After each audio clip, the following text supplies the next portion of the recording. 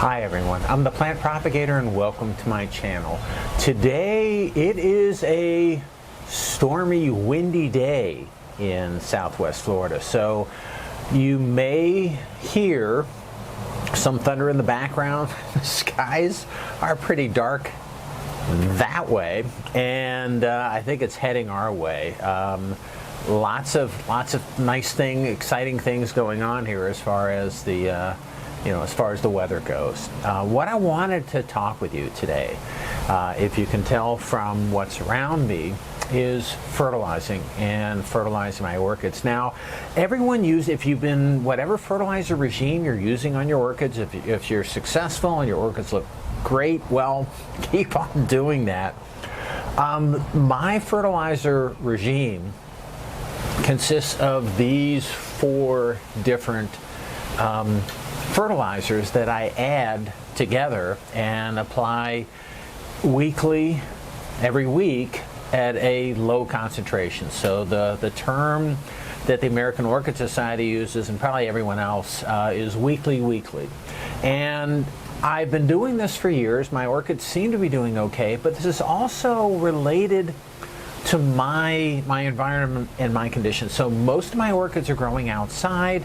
I fertilize them weekly. They also get either rainwater or irrigated much more often than that. So I do not get, for example, if your orchids are inside, I don't get salt buildup because I kind of flood the rainwater, and the irrigation water flushes and if there's any salt buildup. And if you're watering plants inside, if you're fertilizing plants inside, you have to be a little bit concerned about that. When you keep on applying fertilizers and the water doesn't drain out anywhere and you don't have water that washes it out, you're going to get accumulation. You're going to see salts on the surface of the media if that's how you're growing, and that needs to be washed out periodically. So my regime and my application kind of depends on my location, potting media, if you have mounted, whatever. And I just wanted to explain to you what I do under my conditions. If you have some suggestions for me, I'd always love to hear about those in the comments. But what I want to do is go over my fertilizer application regime. But first, sorry, I'm going to put this off just a little bit longer. I want to talk with you about one other thing, and that is when do you fertilizer? And I've heard different people say different things about what the proper, not really the time of the day to fertilize your orchids, but should you first water and then fertilize, or should you fertilize and not pay attention to the watering status, or what should you do about that? Well, so I've put a little bit of effort into trying to understand orchid roots. Orchid roots really are the central thermostat, or indicator of how your orchids are growing. And you need to look to the roots to give you indicators of what's going on. And when you look at orchids, orchid roots, that's where the water uptake occurs. You get a tiny percent, less than 5%, probably less than 3% of the water uptake is through the leaves. Fertilizer uptake, same thing. The majority of the water uptake is through the roots, as you would expect. So you look at the roots and, okay, how is water taken up by orchid roots? What you have to keep in mind, and for those of you that only grow orchids, that's fine, but if you're used to terrestrial plants and other gardening, the root is an organ of the plant. It's a very different organ. And so roots in terrestrials, they have root hairs that will absorb things. The water is pulled through the plant in many cases from evaporation, what's called transpiration of water, evaporation of water from the leaves, and it kind of pulls, in many cases, it pulls the water and the fertilizer up through the roots. Orchids are very different. So orchids have a specialized structure on the outside of the root called the velamen. And what happens is the velamen, these are dead cells. People have referred to them as a sponge that is water absorbing, but they're not. It's not really a sponge. There's not much movement to it. They are porous though. So the velamen, and I've got an image here that shows a cross section through an orchid root where you can see where the velamen, and you can see where the velamen, and you can see where this is in the orchid root. So it's on the outside of the roots, and inside of that you have a layer of cells, and then inside of that you have the vascular tissue, which is what moves the water through the plant. All right, so what happens when orchids are water or fertilized is that the water goes into the velamen. These are porous cells. All right, so what happens, and the orchids will tell you when water or fertilizer is taken up, because they go from white or colorless to green. And the reason for that is because when these velamen cells don't have any water in them, you can't see through them. So the root will look white. When the water is taken up, the water and fertilizer is taken up by the velamen, taken up by these cells, it becomes transparent. As these cells fill with water, it becomes transparent. So they tell you when the water is taken up. And so what happens is, if you spray the roots, as this video shows, when you spray the roots on these orchid roots that are growing on the side of my palm tree, you can see how they go from white to green. And that is because the water is taken up in just a few seconds. It's taken up by the velamen, and then that is moved to the interior portions of the orchid root and then transported. So what that means is that water is taken up very quickly by the velamen, by the roots, and then it is kind of held in and then transported. What that also means is that if you water your plants and then fertilize, those velamen roots will be those velamen cells will be full of water, and they're not going to take up the fertilizer. So my recommendation is to water don't water your, I don't know why people say that. I just don't know.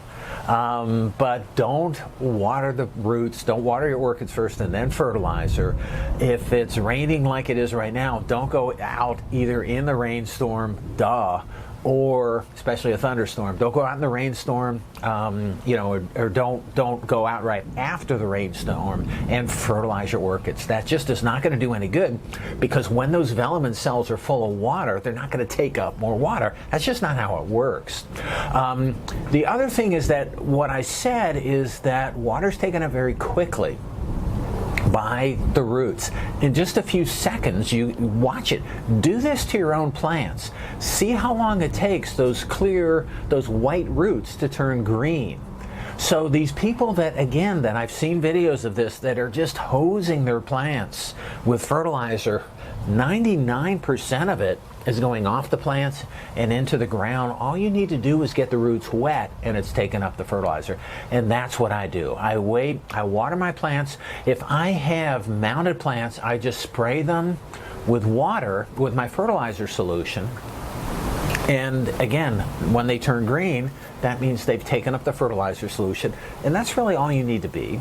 And if you're watering, if you have your plants in pots, as soon as the water comes through the pot, you're done. All the roots inside the pot are the fertilizer, and the water solution has reached them, and that's good enough. All right, so I just wanted to explain to you as far as when you should fertilize and how the fertilizer is taken up and what happens to the roots. Again, it's a very rapid process.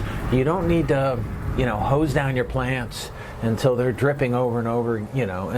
You're putting the fertilizer in the groundwater, which in Florida is not good. You're not supposed to. In most places, it's not good. You don't want to over fertilize your plants just because it gets in and run off. It's not good to do that. Anyway, how do I? What are my fertilizer addenda? What do I use? So I use a mixture of 4 different fertilizers. The main, and I should say that I put all of my fertilizers. This is a 4-gallon Chapin backpack sprayer, and I'm getting to the point where this, when it's got 4 gallons of fertilizer in there, it's heavy. It's heavy, and I'm getting to the point now where it's like, okay, I'll keep on doing this for a while, but it's heavy. I add the fertilizer, I add the water, I shake it up. It's hard to shake up because it is so heavy, and then I put it on my back. It's not as bad walking around with this on your back. It's hard to get it on, it's hard to shake it up. It's heavy. Okay. If you can do that, great. That's fine. I'm doing it now, but I may have to resort to either a smaller tank or some other method. All right, let's get back to the fertilizer. What I do. So I use these 4 different fertilizers. The main fertilizer that I use is this. This is Better Grow Orchid Plus. And the plus is important. It means that there's some additional microelements that are in here. So many of these fertilizers contain standard NPK, nitrogen, phosphorus, potassium, and that's what's in the Miracle Grow, and that's what's in here. But the plus means that there are some additional compounds in it. Now, again, the important thing here is that many of these fertilizers were developed for terrestrial plants, and there's some things that are in the ground, that are in the soil, that are going to be presented differently to the plant in soil compared to the orchids that are growing either mounted or in a soilless mix, very airy mix. So it's a different type approach, so you need to keep that in mind.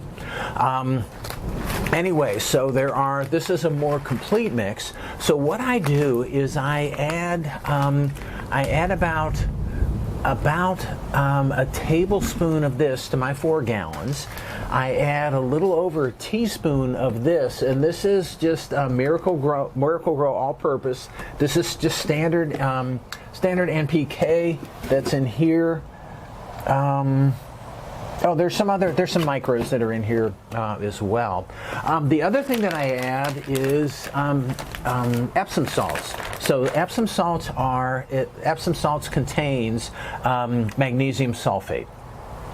And Epsom salts are used because it may not be as essential for terrestrial plants because there's plenty of magnesium in the soil, but I like to add it to my orchids. And what I add is a little bit more than, like a teaspoon or a little bit more than a teaspoon, again, for the 4 gallons that I make up. So this is I use a weak fertilizer solution. I should say with the Miracle Grow, these come, I buy this thing in these big packets. They come in big bags, and I usually dispense them. I put them in this container just because it's easier to measure out of this container. So what I do is, and then the final thing that I add is soluble seaweed powder.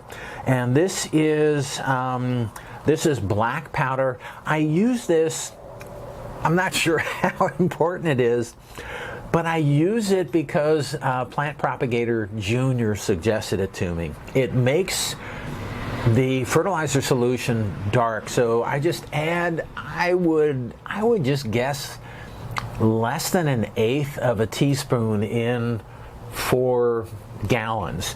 It makes the solution really dark. It has, the potassium is the only thing that's in here, but in addition, seaweed powder contains some plant hormones that may be beneficial for growth. So there's some additional things that are in here that I just like to use. I don't know if it would, to be honest, I'm not sure if it would make a difference to leave it out, put it in. But what I do, and I'll show you in this video, is I add, first of all, I add the Orchid Plus, again, a little bit more than a tablespoon. I add that first. I then add a little bit more than a teaspoon of the Miracle-Gro. And I should say these first two compounds are blue. And it's not because of copper, it's because they use a blue colorant, it's food dye that they put in there so you can see that you've got a fertilizer solution. It's not copper. That would be a lot of copper. It's not that's in there, but they put that in there in order to see what's going on.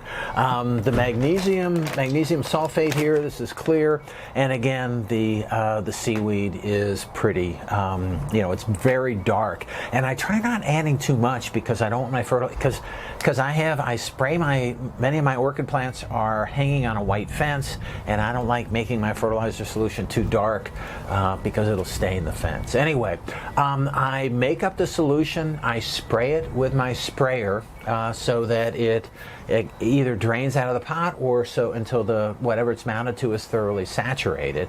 And that's how I do my fertilizer application weekly. All right.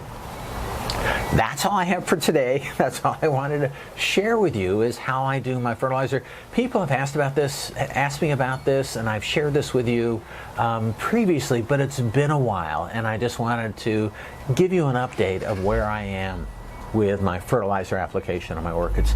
They seem to do well. Consistency is really important for this. And that's what I do. I try to fertilize weekly. And again, in the meantime, what happens is in the summertime, I get rain here every day, thunderstorms almost every day. It's not supposed to rain tomorrow, but it probably will. And then if it doesn't rain, right now it's been raining so much I turn my irrigation off. My irrigation normally comes on 3 days a week. It's a lot of water, and that's the reason I use the very airy mix that I use, that is mostly lava stone and leca.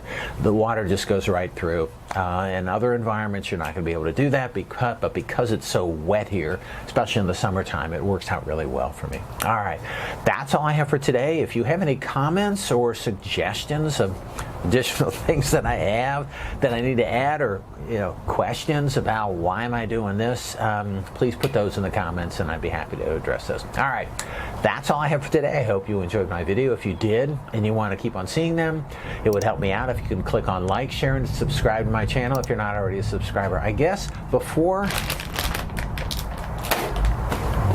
I sign off, I have family visiting, and they gave me this shirt, so I told them I'd wear it for the video. All right, that's all I have for today. Again, I hope you enjoyed it, and happy propagating.